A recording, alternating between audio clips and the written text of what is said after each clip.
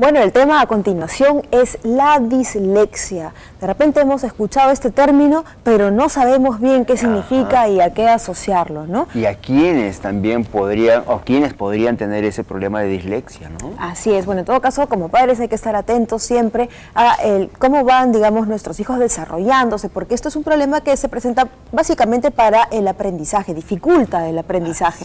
Pero mejor para ahondar en este tema, presentamos a nuestra invitada. Estamos con Inés Pérez Bramocio, que es psicóloga y terapeuta familiar. Inés. Buenos días. ¿Cómo están? ¿Qué tal? ¿Qué alegría estar aquí? ¿La dislexia? ¿Qué es la dislexia? La dislexia es un trastorno específico del aprendizaje que se da, o sea, que ocasiona problemas en la escritura, en la ortografía, ¿no? O en el cálculo matemático o en la escritura en sí misma. Es un problema que afecta a gran parte de la población, en porcentaje afecta más a hombres que a mujeres, más o menos un 80% a varones. Además, se da en niños que tienen inteligencia normal, promedio, para arriba. Entonces, no es que si tu hijo tiene eso, ya no va a poder hacer nada porque no es inteligente o no piensa. Mentira. Es un niño que tiene muchas habilidades, sino que va a tener habilidades distintas. Son niños que tienden a ser muy creativos, tienden a la creatividad, a la imaginación. Hay personas como Einstein, Walt Disney, Picasso, Edison, que han tenido dislexia, ¿no? Y que han sido personas que han destacado, porque justamente como usan más el hemisferio derecho, tienen más este tema de la creatividad. Entonces, hay que ver el lado bueno también de las cosas porque lo tienen, ¿no? Ahora, como papás, ¿cómo podemos detectar o cómo podemos darnos cuenta que nuestro hijo puede estar teniendo un problema de este tipo, ¿no? O sea, ¿qué debemos observar en ellos para darnos cuenta e identificarlo a tiempo?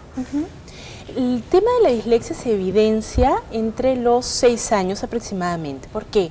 Porque es cuando el niño va a empezar a leer y a escribir. Entonces, recién ahí, cuando el niño ha adquirido el aprendizaje, porque cuando empiezan en primer grado, todos tienen dislexia. ¿Por qué? Porque están aprendiendo y es un proceso de aprendizaje. Entonces, la D la pueden voltear por la B o la P por la Q y eso es esperable y no tiene por qué alarmarnos. Pero ya en un segundo grado, donde el niño ya adquirió este tema del aprendizaje de la lectoescritura, ya se espera que esto esté dominado. Si estos problemas persisten, entonces ahí ya estamos hablando de un tema de dislexia. Ahora que te ves mover el brazo izquierdo, ¿también es relativo? ¿Tiene que ver? ¿Los zurdos podrían tener dislexia? También, o sea, igual que los derechos. Igual que los diestros, eso no es el problema. Pero sí se ve, por ejemplo, que los niños pequeños que no han adquirido una lateralización completa, es decir, tú cuando haces algo, no sé, si tú eres futbolista o pateas con el lado derecho, escribes con el lado derecho y también tu ojo dominante es el derecho o el izquierdo, pero las tres cosas.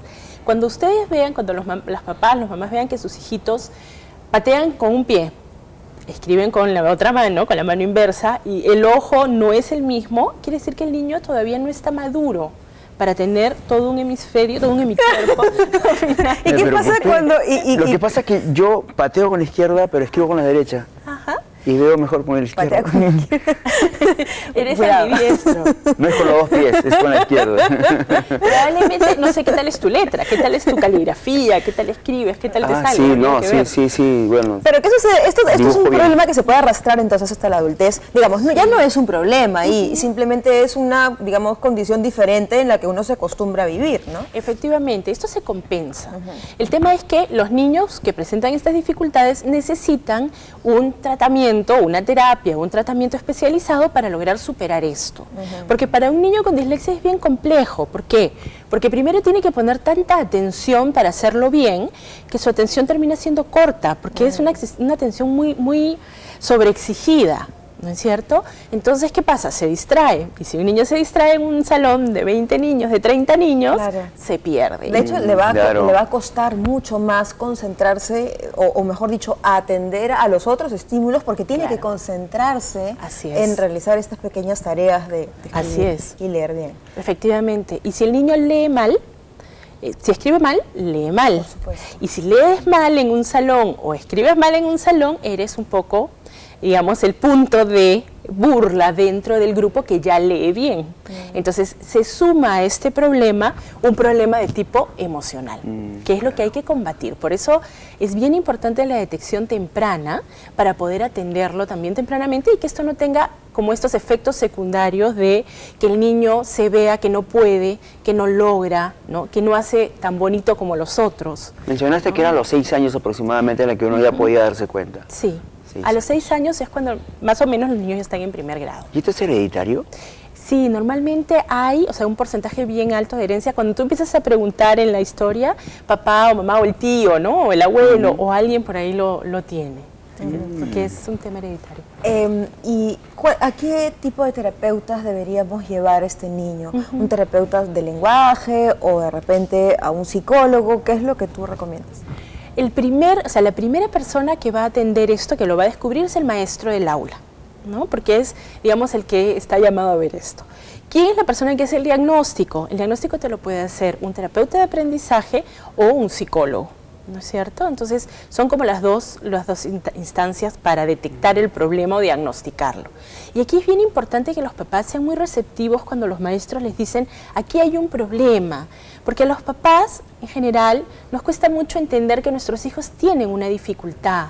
Ya le va a pasar, es chiquito, es que la misma no le tiene paciencia. No, o sea, de verdad que los papás tenemos que estar muy abiertos y atentos a que cuando nos dicen, aquí puede haber un problema, inmediatamente hay que hacer un diagnóstico. Y con un diagnóstico, a una edad temprana, se pueden atender las cosas y superar, que es finalmente lo que todos los papás queremos. Bueno, pero en el caso de la dislexia, perdóname Gustavito, yo creo que es importantísimo que quede claro que una dislexia no merma en lo absoluto la inteligencia del niño, por el contrario, podemos estar frente a un niño muy inteligente, pero que tiene esta dificultad, ¿no?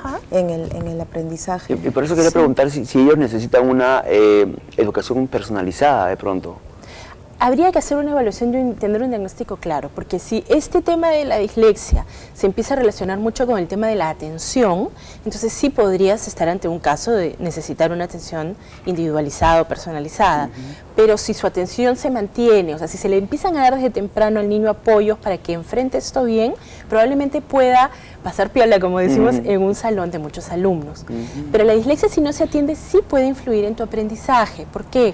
Porque si tú no lees, si tú no entiendes lo que lees, no comprendes, y si no comprendes, no aprendes. Entonces, finalmente es bien complejo para un niño que no entiende lo que lee, que lo pueda aprender solo. Y en un adulto que nunca fue diagnosticado, ¿cómo nos podríamos dar cuenta? De repente tenemos abuelito, o algún papá, abuelito, qué sé yo, que es disléxico y nunca lo supo. Y nunca lo supo. Porque hay algo en el ser humano que es maravilloso, que es la compensación. Sí, las personas compensan, o sea, de repente no escribe tan bien, pero aprendió a memorizar cosas largas, o aprendió a generar otras estrategias que le ayudan a salir adelante ante estos problemas. Yo conozco un niño que ahora tiene un tema de dislexia muy fuerte, y él lo que ha hecho es, con estos temas tecnológicos, hay un programa en la computadora que se llama Text Aloud, y este programa lo que hace es leerte todo texto que tú ingreses en formato electrónico. Entonces ya encontró quien le lea. Y una vez que él escucha, ya entiende y puede aprender. Entonces el asunto es cómo el ser humano va creando medios para compensar. ¿Y eso lo encontró solo? Lo encontró solo. Bueno, es que ahora los chicos es la habilidad especial, en todo caso ahí está la habilidad especial, efectivamente, ¿no? Encontró la solución a su problema, a su limitación. Ahora, una persona disléxica necesariamente va a leer mal. Digamos, no es solamente, o sea, no podría pasar que de repente fue superando y solamente se quedó a nivel grafológico o necesariamente tiene que ser ambas cosas, en ambas instancias, en la lectura y en la escritura. Generalmente vienen juntas, podría darse el caso que no, pero generalmente vienen juntas, porque es como que la lectura juntan palabras, invierten letras, entonces hay todo este proceso de no poder leer bien. Y ahora cuando el nombre del problema o de lo que ataque a un niño es complicado de pronunciar, se cree que el tratamiento también es muy complicado. Sí. ¿El tratamiento de la dislexia es complicado? No es complicado, lo que es ¿cómo decirlo? Es ejercicios que tiene que hacer de una manera metódica y constante. Entonces, si él hace sus ejercicios, va adquiriendo otras destrezas. Y con esas destrezas va mejorando. Por ejemplo, ejercicios como leer un mismo texto corto durante 4 o 5 días. Al 5.º día lo va a leer bien, porque ya aprendió dónde se equivoca, marcar con colores ciertas palabras, ayudarlo a realzar los puntos, las comas con otros colores. O sea, son técnicas que lo van a ayudar a él a hacerlo bien. Y eso tiene que ser apoyado por los papás, obviamente. Eso tiene que ser apoyado por los papás y dirigido por un especialista.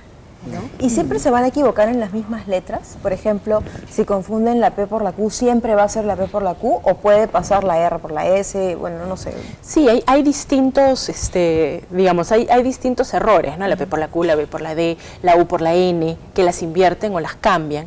Pero también pueden aprender estrategias para compensar esto. ¿No? Ahora acuérdate que cuando un niño, porque entra a los 4 y 6 años, empieza porque el niño, por ejemplo, le es muy difícil identificarse en un esquema, o sea, en el plano escrito. Entonces, arriba, abajo, izquierda, derecha, me es difícil identificar. Entonces, si yo no identifico izquierda, derecha, ¿cómo diferencio que la barriguita va para un lado y la barriguita de la D va para el otro lado?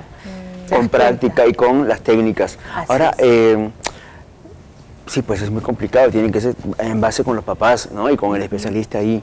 Ahora, yo decía, cuando crece, cuando ya es adulto, ¿alguna complicación mayor podría haber? ¿Alguna complicación? Aparte que no haya comprendido la lectura o no pueda escribir. No, van a ser o sea, la vida va a ser totalmente normal. La vida de las personas es normal, pero probablemente se incline, compense, y se incline a otras cosas que no necesiten tanto la lectura. De repente son negociantes exitosísimos, o son, no sé, pues artistas, o trabajan en cosas de computación y son sumamente hábiles y exitosos en eso, ¿no? ¿Hay niveles de dificultad en la dislexia?